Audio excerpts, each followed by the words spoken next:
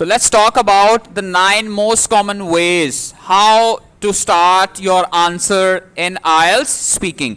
So as they say, well begin is half done. अगर आप question का बेटे आंसर अच्छा स्टार्ट करते हैं तो समझ लें आधा काम आपका कंप्लीट हो चुका है. ठीक है. So whenever they start, they ask you any sort of specific question, we run short of ideas.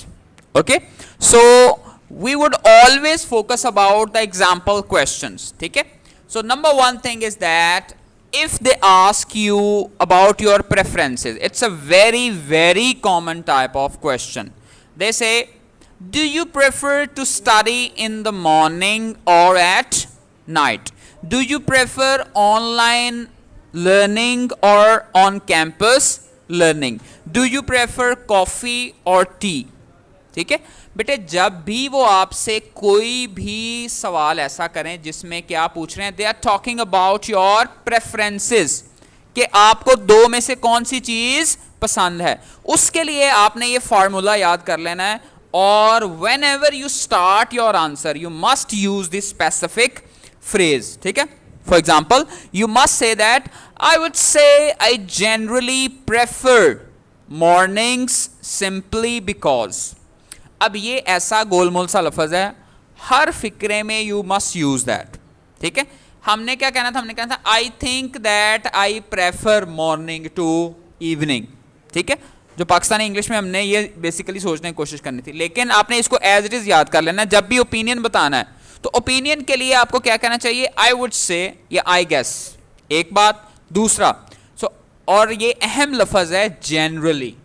गोलमोल सा लफ्ज आपने क्या लाजमी पता है, जनरली, कि ऐसा नहीं हमेशा ही. इंसान जरूरी नहीं होता कि 100% वही चीज उसी जगह से उसी तरह से उसको पसंद करे, लेकिन आमतौर पर वो कह रहा है आई would say I generally prefer mornings simply because.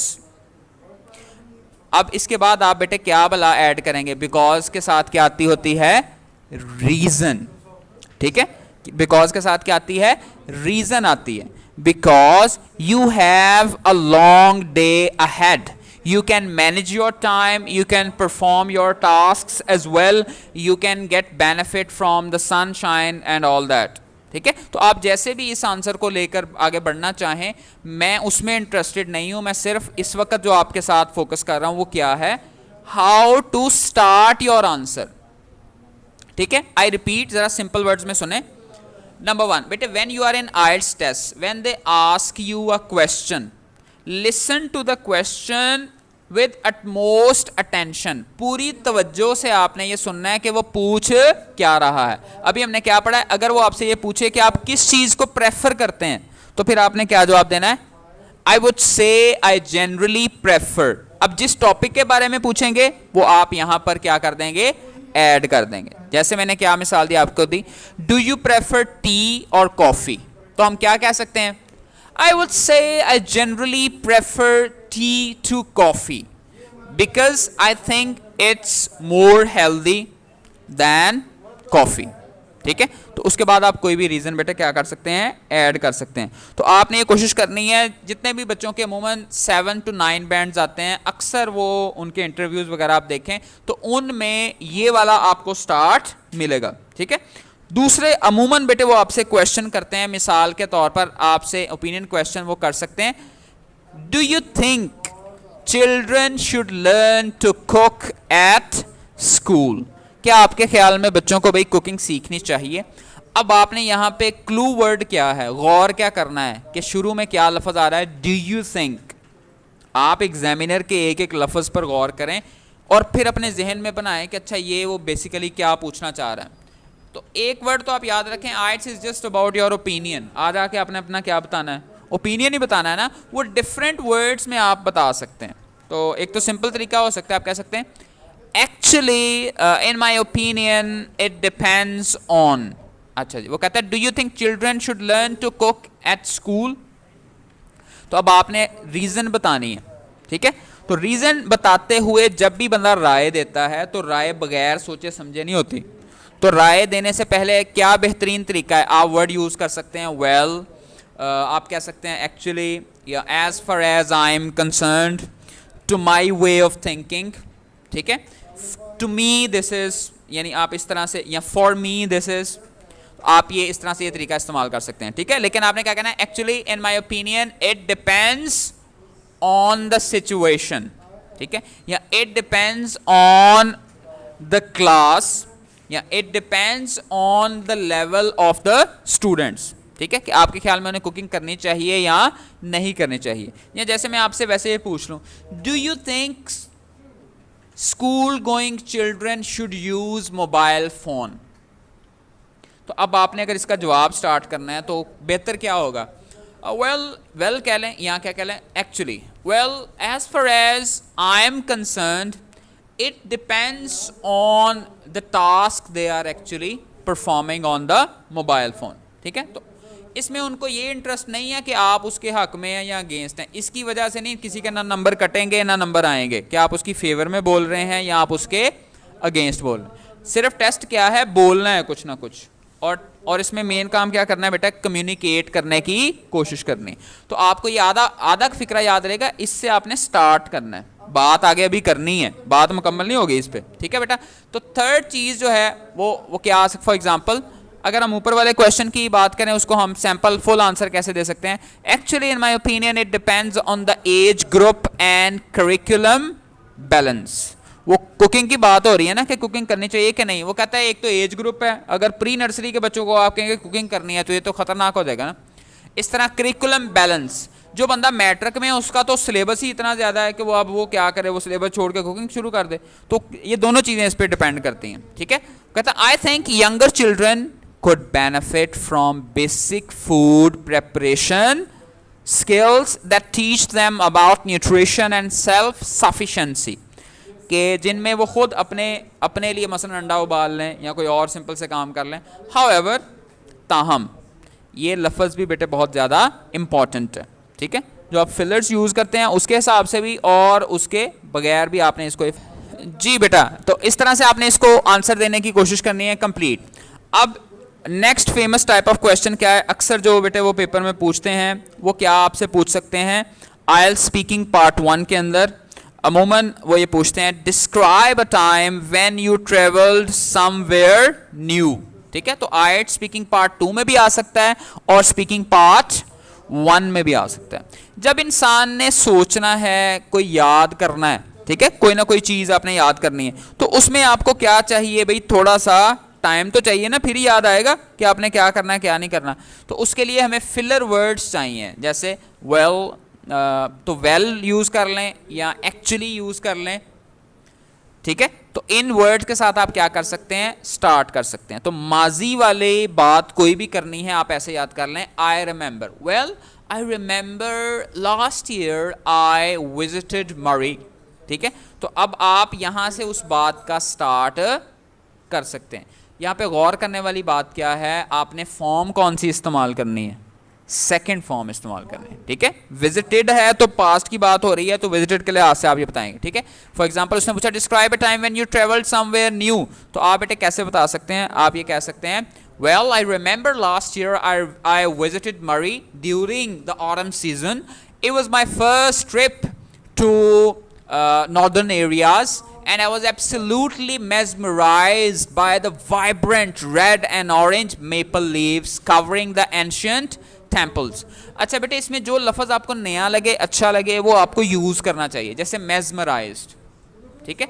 तो अब हमने क्या कहना था, फॉर एग्जांपल कि I was absolutely ecstatic या I was really happy to see the scene, तो बजाय ये कहने कि आपने क्या यूज़ करनी है, 25% it's all about your vocabulary, ठीक है। तो अच्छे वर्ड को आपने यूज करने की कोशिश करनी है।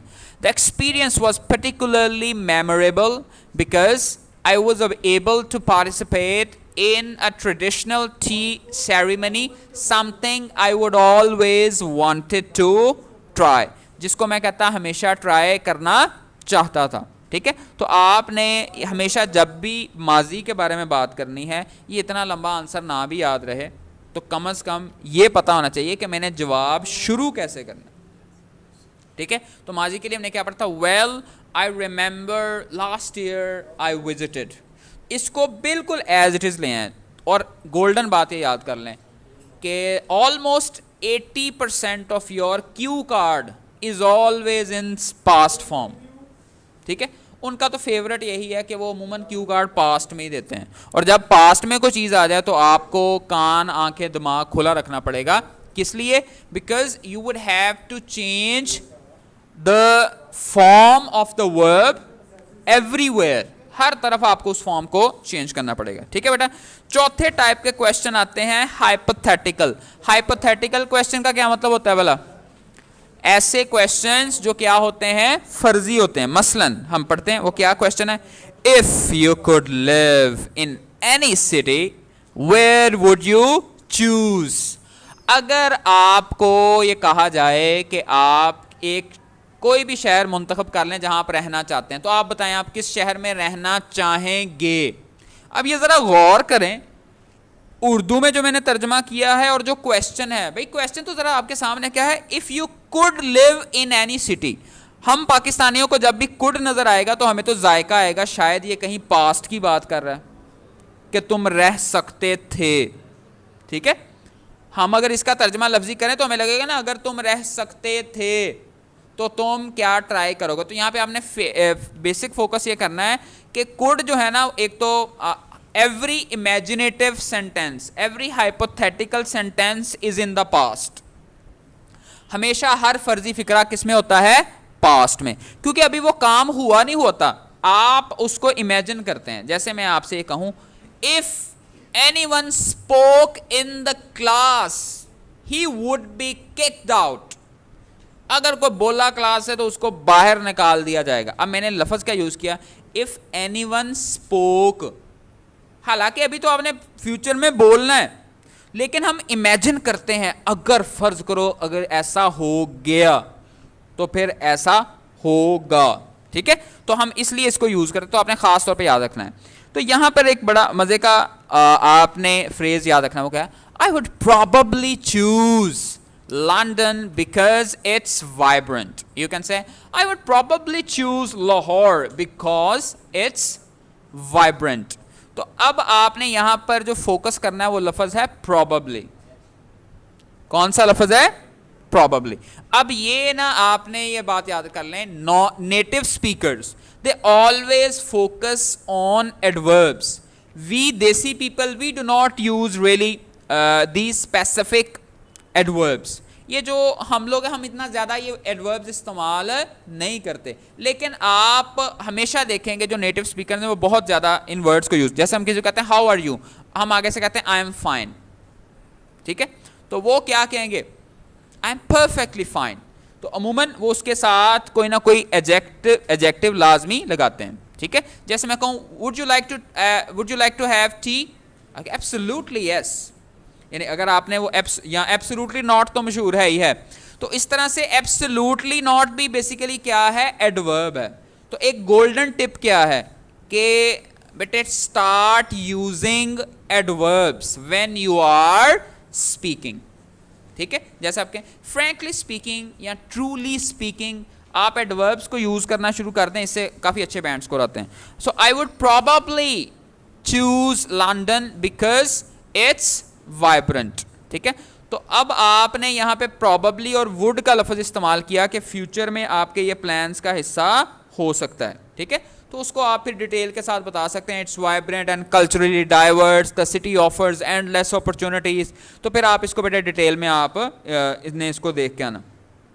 पांचवी टाइप के सवाल क्या आ सकते हैं आपसे, जिनको आप कैसे स्टार्ट कर सकते हैं। फॉर एग्जाम्पल आपसे वो ये पूछें, Is it better to work in a team or independently? बेटे वो जितने मर्जी सवाल कर लें, वो इन्हीं में से कोई ना कोई बनता है। यानी या तो जैसे वो हाइपोथेटिकल सवाल होता है या ओपिनियन का सवाल होता है, उनमें से एक मशहूर काइंड ये वाली है कंपैरेटिव। क्या है? जिसमें हम दो चीज़ों का तकाबली जायज़ा लेते हैं, और दूसरा multi faceted question. Multi faceted का क्या मतलब होता है? मल्टी होता है मैनी, फेसिटेड क्या है? फेस। ऐसा सवाल जिसके मुख्तलिफ पहलू हैं, ठीक है। So the most effective opening, हम इसमें क्या लगा सकते हैं? Well it depends on the person, because जब दो चीज़ों का कंपैरिजन करना है तो आप सोचने के लिए कुछ टाइम भी तो आपको चाहिए ना, कि आप ये किस किस फॉर एग्जांपल हम यही सवाल आपसे पूछता है, is it better to work in a team और इंडिपेंडेंटली, कि आप अकेला मतलब आपके ख्याल में इंसान कोई काम करे वो बेहतर है या टीम वर्क जो है वो होता है। तो आपने पहले कहा वेल इट डिपेंड्स। जिनकी ज़्यादा मासूम सी इंग्लिश है वो यहाँ पर रुक सकते हैं। जिस सवाल के कई जवाब हो सकते हैं ना, वो आप कहें जैसे हम कहें ना बंदे बंदे का फ़र्क होता या वक्त वक्त की बात होती है, सिचुएशन सिचुएशन की बात होती है। आपने सिर्फ ये लफ्ज़ रट लें ऐसे ही, वेल इट डिपेंड्स। ये ऐसा जवाब है, आप जिस मर्जी सवाल के जब तक आपने सोचना है ना, आप ये लफ्ज़ कह सकते हैं कि भाई ये बात इस चीज़ पे मुनसर है। किस चीज़ पे मुनसर है वो आपने बात बतानी है। Well it depends. If you are a sociable person, if you got a good communication skill, if you are a team man, you would prefer to work with a team. ठीक है? And if you are an introvert and you just live beside yourself and you enjoy just your own company, so you may go to work for independently. तो आ कहता है अपनी मर्जी, ये depend करता है बंदे बंदे का हिसाब होता है, उसके हिसाब से हम ये देख सकते हैं। फॉर एग्जांपल हम देखते हैं, इसका आंसर ये भी हो सकता है, कहता है कि well it depends on the person because everyone has different working styles and preferences. बड़ा अच्छा जवाब है। हर किसी की प्रेफरेंसेस क्या होती हैं? अपनी अपनी होती हैं। टेम्परामेंट अपना अपना होता है, मिजाज अपना अपना होता है, जॉब अपनी अपनी होती है। ठीक है? Some individuals thrive in collaborative environment. Thrive का मतलब होता है प्रॉस्पर, आगे बढ़ना, ठीक है, तरक्की करना। तो कहता बहुत सारे लोग जो हैं टीम वर्क में आगे बढ़ते हैं। तो इस तरह से आपने ये ओवरऑल इसको पढ़ने की कोशिश करनी जी। नेक्स्ट जो टाइप है वो है बेटे सिंपल पार्ट 1 क्वेश्चंस की। कैसे वो आपसे सवाल पूछ सकते हैं? फॉर एग्जांपल आगाज में ही पूछ लेते हैं वेयर डू यू लिव। ठीक है? तो इसमें अब आपने कोई रॉकेट साइंस नहीं है, सिंपल सा बताएं, I live in Gojra and it's quite famous for hockey and for its food items. ठीक है? तो कोई भी मशहूर चीज़ है आप उसके बारे में, ये आई लिव हेयर, ठीक है, तो उसको आप सिंपली बता सकते हैं। ठीक है? तो फॉर एग्जांपल जैसे उसने बताया कि आप ये वाली जो डिस्क्रिप्शन है हर जगह पे लगा सकते हैं, I live in Gojra and it's quite a vibrant city with lots going on, it's particularly known for hockey and its food items, but I especially enjoy the diverse food options with Maulvi Pakoras, Pika Samosa wala, Rana Palle wala and Shahryar ice cream. ठीक है? तो वो कुछ भी आप अपने हिसाब से ऐड कर सकते हैं। ठीक है? जो आपको पसंद है उसके हिसाब से आपने देखना है। नेक्स्ट है जो लास्ट टाइप है जो इस स्टार्ट के वाले से आज हमने डिस्कस करनी है, वो है बाज़ औक़ात वो पार्ट 3 में आपसे कम्प्लेक्स टाइप के क्वेश्चन करते हैं। ठीक है? जो बच्चे न्यू हैं उन्होंने ख़ास तौर पे याद रख लेना है कि आइट स्पीकिंग के बेटे कितने पार्ट्स हैं? 3 पार्ट्स हैं। पार्ट 1 में भी क्वेश्चन ही होते हैं और पार्ट 3 में भी क्वेश्चन होते हैं। फ़र्क क्या है? पार्ट 1 में क्वेश्चन है आपकी अपनी ज़ात के बारे में और पार्ट 3 में पीपल के बारे में। ठीक है? तो थोड़ा सा ये क्या हो जाता है, कॉम्प्लेक्स हो जाता है। So you can say That's an interesting question. तो पार्ट 3 के क्वेश्चन में आपने ये वाले जो वर्ड्स हैं आपने यूज करने हैं ताकि आपको क्या मिले भाई, सोचने का मौका मिले। I think some people enjoy the convenience. मेरे ख्याल में कुछ लोग जो हैं वो क्या करते हैं, वो आसानी को पसंद करते हैं। ठीक है? जैसे वो कहता है कि आपके ख्याल में why do some people choose to live in cities rather than rural areas. लोग गांव छोड़ के शहरों में क्यों आबाद होना चाहते हैं या ये आबाद होते हैं? तो इसकी रीजन क्या हो सकती है? जब भी रीजन वाली बात हो जिसमें आपने सोचना हो तो ये अपने 2 फिक्रे आप याद कर लें। एक कह लें दैट्स एन इंटरेस्टिंग क्वेश्चन, एक बात, या दैट्स ए ट्रिकी क्वेश्चन। ठीक है? तो इस तरह से भी आप इसको क्या कर सकते हैं, स्टार्ट कर सकते हैं। लेकिन ध्यान रखना है ये कहां पे आपने करना है बेटे, जहां पर क्वेश्चन कौन सा हो, कॉम्प्लेक्स हो। ठीक है? ये ना हो वो कि वेयर डू यू लिव, आप कहें दैट्स एन इंटरेस्टिंग क्वेश्चन, तो ये कोई इंटरेस्टिंग क्वेश्चन नहीं है। डू यू लाइक फ्रूट और फूड, तो आप ये भी नहीं कह सकते कि इट्स अ ट्रिकी क्वेश्चन, तो ये भी ट्रिकी क्वेश्चन नहीं है, जिसमें आपको थोड़ा सा सोचना पड़ता है बेटे। वो वाले वर्ड्स आपने उसी के हिसाब से यूज कर रहे हैं। चलें ये नेक्स्ट काइंड भी बेटे कर लेते हैं। अगर आपसे ये पूछा जाए कि ये exam, can you give an example of when you learn something new, ठीक है, तो आपने अगर एग्जाम्पल देनी हो तो उसके लिए आप क्या, सर्टेनली यस या एब्सोल्युटली यस, फॉर एग्जाम्पल, तो फॉर एग्जाम्पल भी कह सकते हैं, इसकी जगह ज़्यादा अच्छा लफ्ज़ होगा फॉर इंस्टेंस, ठीक है, आप क्या कहते हैं, फॉर इंस्टेंस या वंस, उसके बाद आप स्टार्ट कर सकते हैं अपना वाक़या। Particularly last year I went to Murree, और इस जो भी आप अपने एग्जाम्पल देना चाहते हैं उसके हिसाब से बेटे इसको आप एक्सप्लेन कर सकते हैं, ठीक है। अब इसमें आखिरी बात ये रह गई कि अनफेमिलियर टॉपिक्स, अगर क्वेश्चन कोई ऐसा आ जाए जिसका आपको आंसर आता ही नहीं है, ठीक है, तो आपने यहाँ पे क्या अप्लाई करना है, इसके लिए मैं अलग से लेक्चर आपको सेंड करूंगा बेटे, how to say no in आइल्स। आइल्स में आपने नो कहना है तो वो उस नो कहने का अंदाज क्या होगा, because it's a language test, if you speak that in a specific way, तो वो 10 से 12 मिनट का लेक्चर वो आपने कंप्लीट सुनना है, वो कल भी अगर आप कहेंगे तो मैं आपको अब ये बता दूंगा, लेकिन यहाँ पे शॉर्टली ये देखें, अगर किसी का जवाब नहीं आता, मिसाल के तौर पर वो आपसे पूछता है what impact do you think quantum computing will have on everyday life. अब आपकी जाने भला ये क्या क्वांटम और कंप्यूटिंग, और ये लग रहा है कि साइंस से रिलेटेड है या कोई इससे रेलेवेंट चीज़ हो सकती है, तो आपने पहला काम क्या करना, आपने कहना है आई एम नॉट इंटायरली श्योर, कि मुझे कोई पक्का पता पुता नहीं है। उसके बाद क्या है, but if I had to guess, अगर मुझे गेस करना हो ना, तो ये गेस के लफ्ज़ ने आपकी जान छुड़ा देनी। इसके बाद आप जितनी मर्जी बड़ी गप सुना दें या जितनी मर्जी रॉन्ग बात भी कर दें, आपने पहले ही क्या कह दिया, आई एम नॉट इंटायरली श्योर, ये भी आपने ये कह दिया, और इसी तरह से आपने ये भी कह दिया but if I had to guess, ठीक है। फॉर एग्जाम्पल हम एज ए पाकिस्तानी स्टूडेंट के वाले से अगर आपने कहीं पे ये क्वांटम का लफ्ज़ सुना हुआ हो, ठीक है, तो उससे रेलिवेंट कोई चीज़ आपके जहन में हो कि ये किस फील्ड से रिलेटेड है, ठीक है, तो आप अपने लिहाज से उसकी बात कर सकते हैं। अगर नहीं है तो इसके बाद आप अपने मुताबिक उसको चेंज कर सकते हैं, ठीक है। जैसे मिसाल के तौर पर इसी क्वेश्चन में आप I am not entirely sure but if I had to guess it might be something related to science, or I think so it's a kind of a medicine.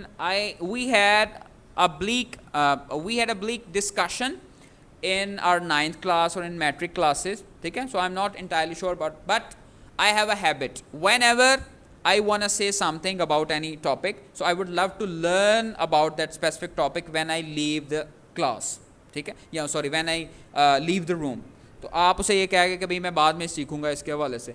अब ये आपने की ना ही है, बजाय ये आप क्या कहते हैं, सॉरी नहीं कहना, आपने सॉरी की बजाय उसको लेंथी वे में बताना है, how to say no in aisles, ठीक है। So thank you very much. So these are the 9 important ways in which you can start your answer in IELTS speaking.